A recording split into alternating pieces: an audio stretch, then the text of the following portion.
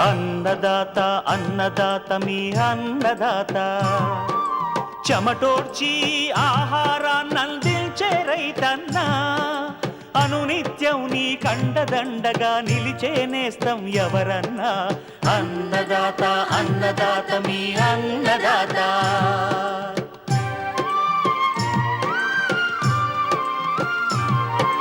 నూతన రీతుల సాగుబడికి, నూరింతలు పెరిగే దిగుబడికి సూచనలిచ్చే సస్య రక్షణకు, పశు పోషణకి శాస్త్ర విజ్ఞానం అందించి ముందుకు నడిపే తెలుగు రైతు భారతదేశానికి మకుటం అయ్యేలా తీర్చిదిద్దే ఆశయంతో మిమ్ము మేలు కొలిపేది అన్నదాత.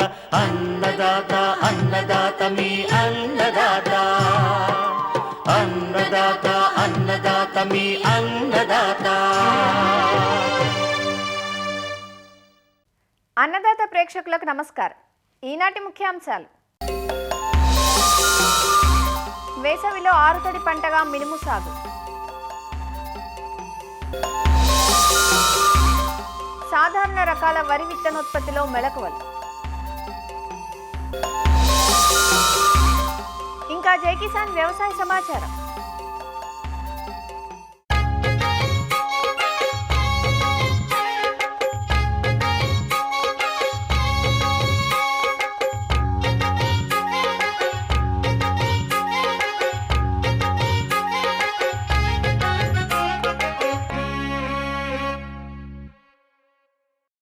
వ్యవసాయంలో అత్యంత కీలకమైన ఉత్పాదకం విత్తనం.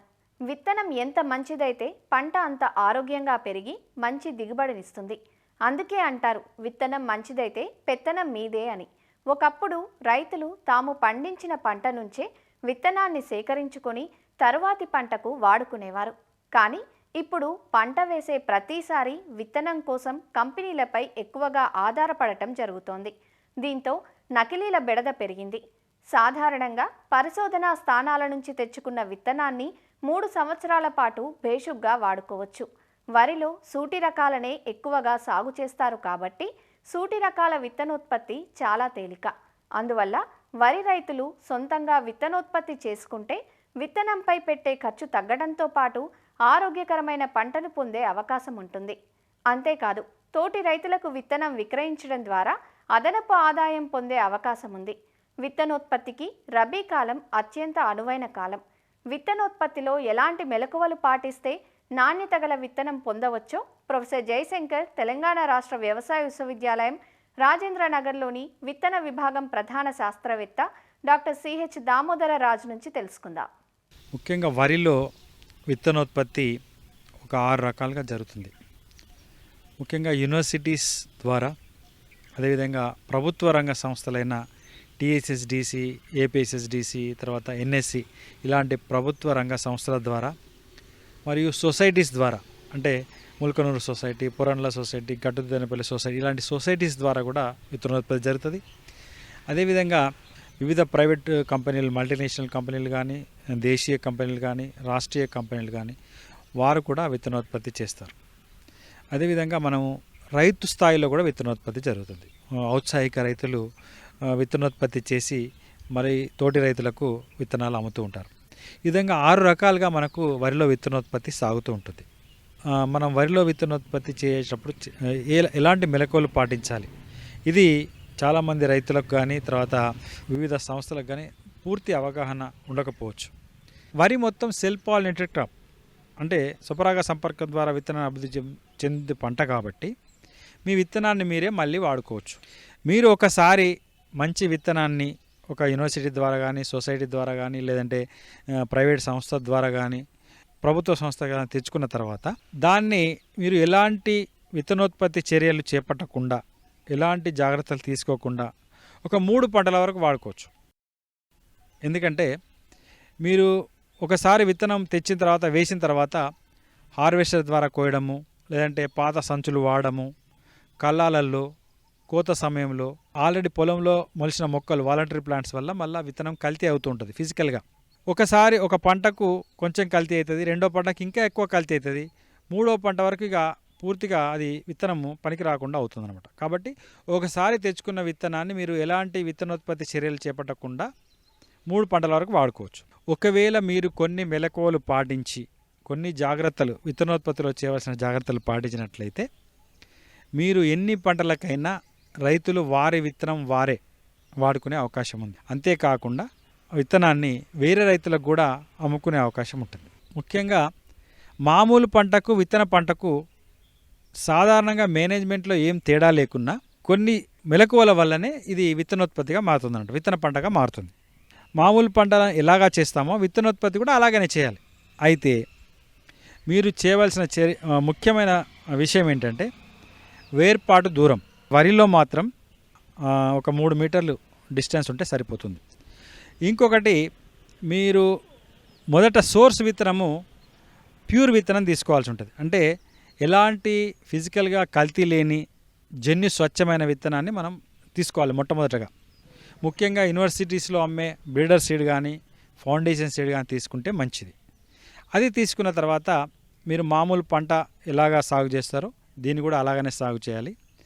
అయితే ముఖ్యంగా పూత దశ చాలా ముఖ్యమైన దశ అన్నమాట. ఈ సమయంలో మీకు వేరే రకం ఏవైనా బెరుకులు ఉన్నట్లయితే గుర్తించే అవకాశం ఉంటుంది. ముఖ్యంగా ఎలాంటి కేలీలు కానీ బెరుకులు కానీ ఇతర రకాలు కానీ వస్తాయంటే, పొలంలో మీరు వేసిన పొలంలో గత సీజన్లో వేరే రకం వేసినట్లయితే అవి సెల్ఫ్ సోన్ సీడ్, అంటే వాటంతట అవే మొలిసే విత్తనాలు, వాలంటరీ ప్లాంట్స్ అంటాము, అవి వచ్చే అవకాశం ఉంటుంది. తర్వాత మీరు వేసే విత్తనంలో ఏమన్నా 1% కానీ 2% కానీ కల్తీలు ఉన్నట్లయినా అవి వచ్చే అవకాశం ఉంటుంది. కాబట్టి మనం ఏం చేయాలంటే ముఖ్యంగా ఈ పూత దశలో వీటిని గుర్తించి వీటిని తీసివేయాలి.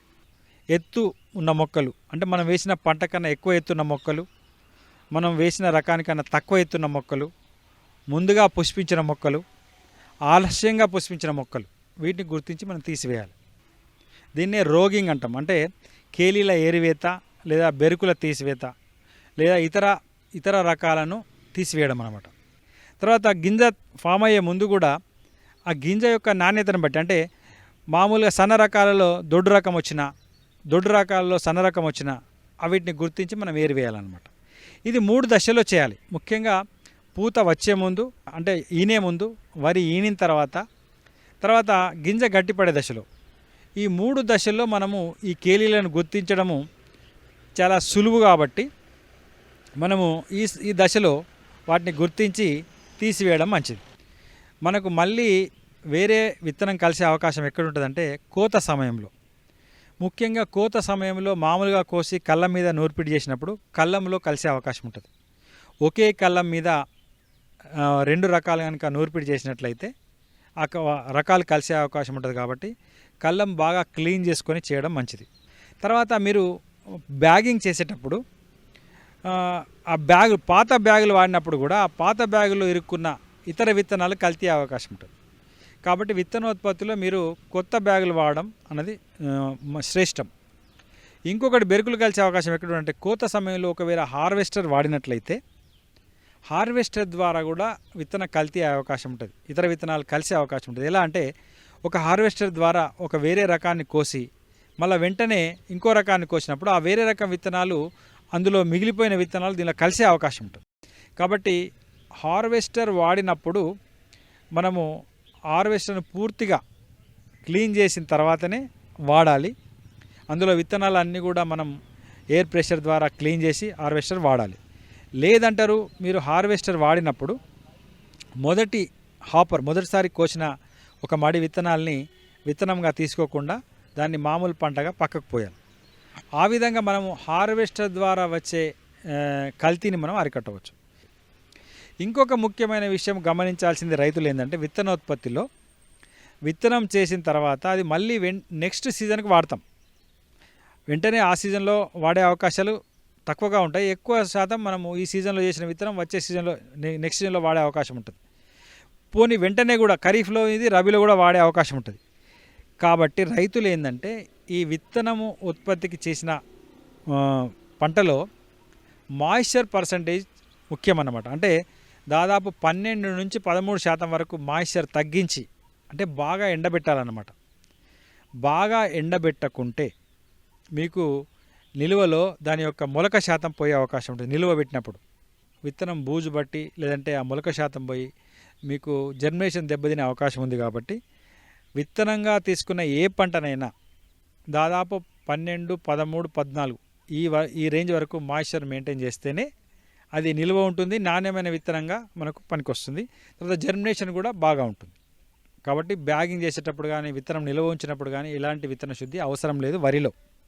ఈ ముఖ్యమైన మెలకువలు పాటించినట్లయితే రైతులు తమకు తాము విత్తనాన్ని తయారు చేసుకోవచ్చు. కేవలం 3 పంటలే కాదు, ఎన్ని పంటలకైనా వాడుకోవచ్చు.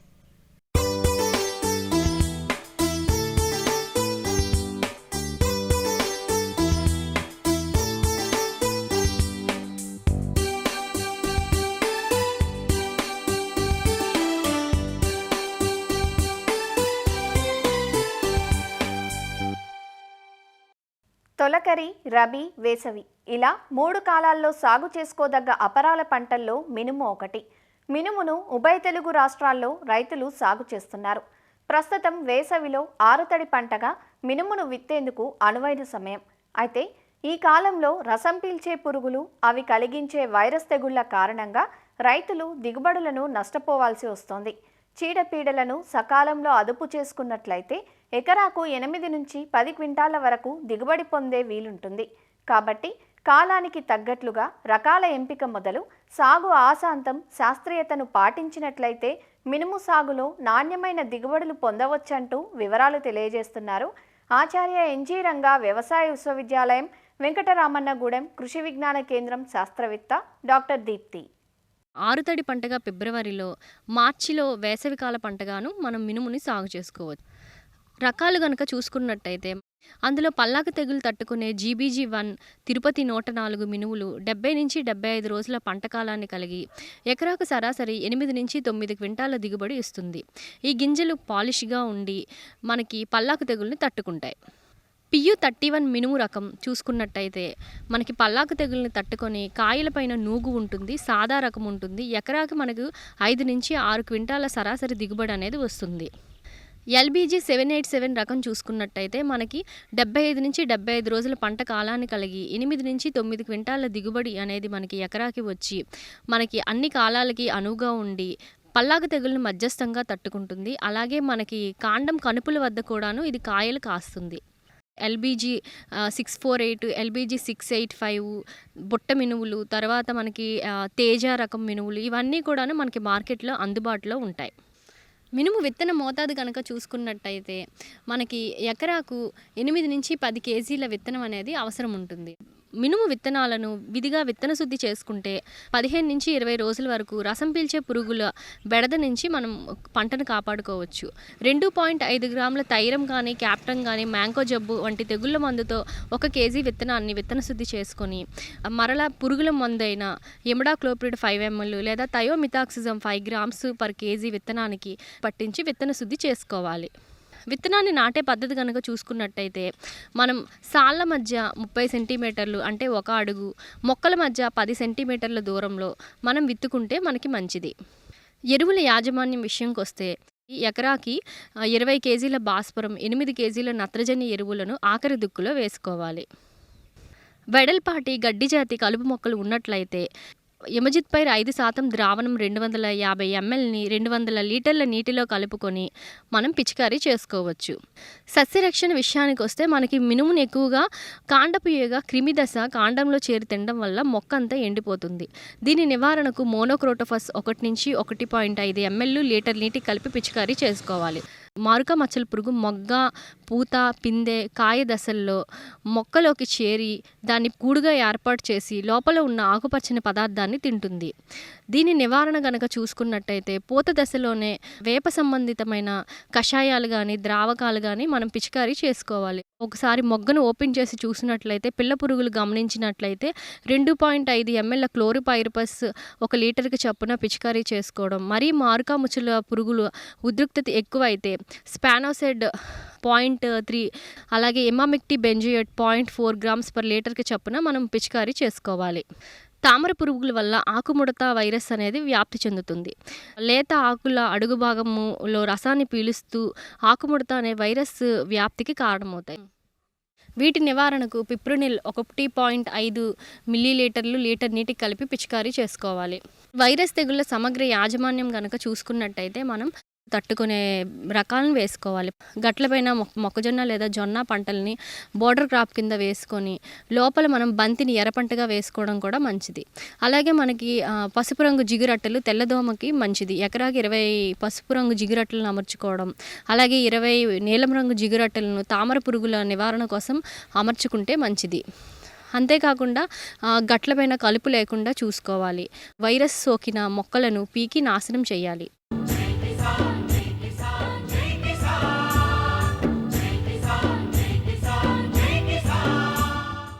వ్యవసాయ సమాచారం ఇప్పుడు జై కిసాన్లో చూద్దాం.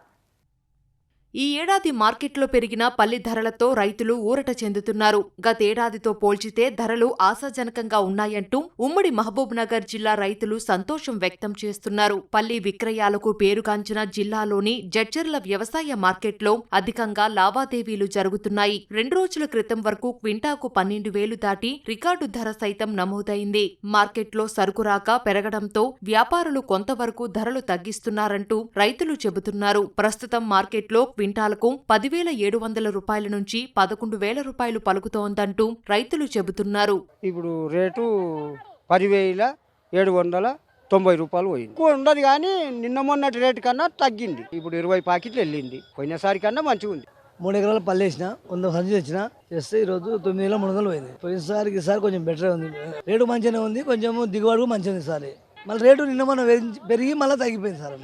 జడ్చర్ల సైడ్ మేము మార్కెటింగ్కి ఒక 2-3 ఇయర్స్ నుంచి వస్తున్నాము. ఇక్కడ వచ్చేసి శనగకాయలు పల్లీలే తీస్తున్నాము. పోయినసారి కంటే ఈసారి రేటు బాగానే ఉంది, కానీ 2 డేస్ బ్యాక్ వరకు రేటు బాగుంది. అంటే ఇక్కడ మార్కెటింగ్లో సేల్స్ రావట్లేదు అన్న మన ప్రాబ్లం వల్ల వాళ్ళు రేటు పెంచగానే రైతులు అనేది ఎగసబడి వచ్చేసారు. ఎగసబడి వచ్చేసారు. అందరికీ రేట్లు అనేది చాలా టూ మచ్గా తగ్గడం జరిగింది.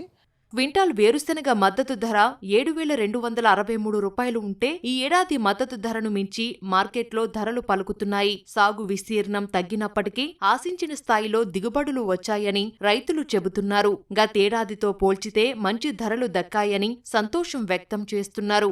నిన్న పోల్చుకుంటే బుడ్డల పల్లీల రేట్లు మంచిగా ఉన్నాయని నిన్న తెచ్చినాము. నిన్న తెచ్చితే 10,886 పడ్డది, మాకు 66 పడ్డది.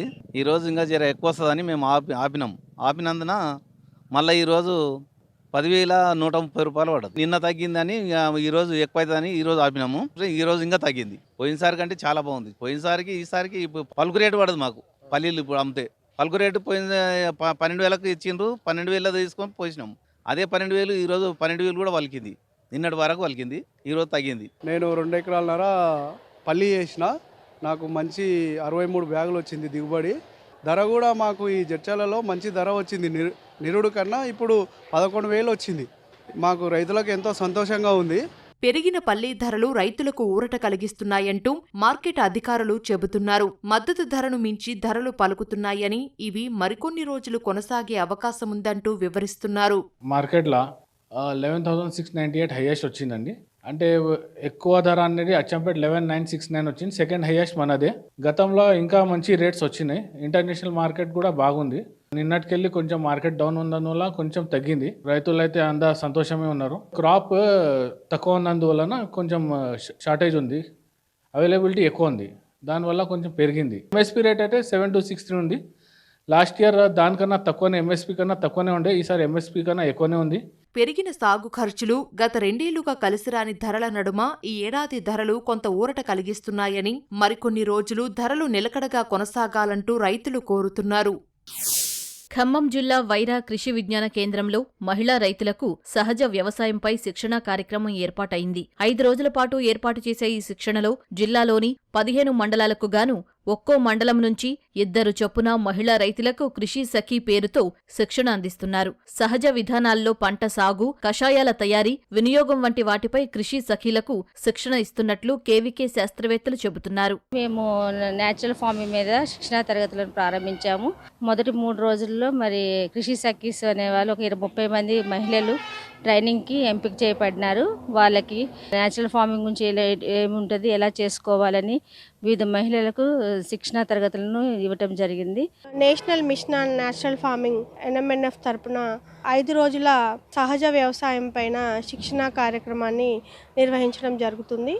ఈ కార్యక్రమం యొక్క ముఖ్య ఉద్దేశము కృషి సఖీలు అంటే CRPస్కి శిక్షణ ఇవ్వడం. మండలంకి ఉన్నటువంటి 2 కృషి సఖీలు ఒక్కొక్కరు 120 ఎకరాలకిలో ఉన్నటువంటి రైతులందరికీ కూడా వీళ్ళు నేర్చుకున్నటువంటి విజ్ఞానాన్ని అందించి వాళ్ళ చేత సహజ పద్ధతిలో వ్యవసాయం చేయించడం అనేది కృషి సఖీల యొక్క ముఖ్య పాత్ర అన్నమాట. మనం national mission of natural farming ఈ స్కీమ్ సెంట్రలీ స్పాన్సర్డ్ స్కీమ్. దీంట్లో ముఖ్య ఉద్దేశం ఏంటంటే ఇప్పుడు కెమికల్ ఫార్మింగ్ వల్ల చాలా భూమి ఆరోగ్యం క్షీణిస్తుంది.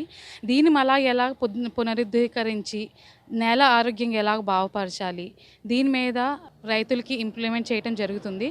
దీంట్లో ముందుగా కొన్ని క్లస్టర్స్ నుంచి కృషి సఖీస్ని ఎలెక్ట్ చేసుకొని వాళ్ళకి ట్రైనింగ్ ఇవ్వడం జరుగుతుంది. వ్యవసాయంలో సహజ విధానాలను ఆచరిస్తూ తక్కువ పెట్టుబడితో ఎక్కువ దిగుబడులు పొందే విధానాలను కేంద్ర ప్రభుత్వం ప్రోత్సహిస్తూ పలు శిక్షణలు ఇస్తోంది. ఇందులో భాగంగా రసాయనిక ఎరువుల వాడకం తగ్గించి భూసారం, పర్యావరణ పరిరక్షణ, ఆరోగ్య సంరక్షణకు కొత్త పద్ధతుల అమలుకు శ్రీకారం చుట్టింది. ఈ క్రమంలో ఇంటిని చక్కదిద్దే మహిళతోనే మార్పు చేయాలనే లక్ష్యంతో కృషి సఖీ పేరుతో క్లస్టర్ల వారీగా మహిళలకు ప్రకృతి వ్యవసాయంపై శిక్షణలు ఏర్పాటు చేస్తున్నారు. రసాయనిక ఎరువులు ఉపయోగించి ఆ పండించే పంటలు తినడం వల్ల మన ఆరోగ్యానికి చాలా నష్టం జరుగుతుంది. అది ఉద్దేశించి మనకి సెంట్రల్ గవర్నమెంట్ వారు కృషి సఖి అనే ఒక ప్రోగ్రాం కండక్ట్ చేశారు.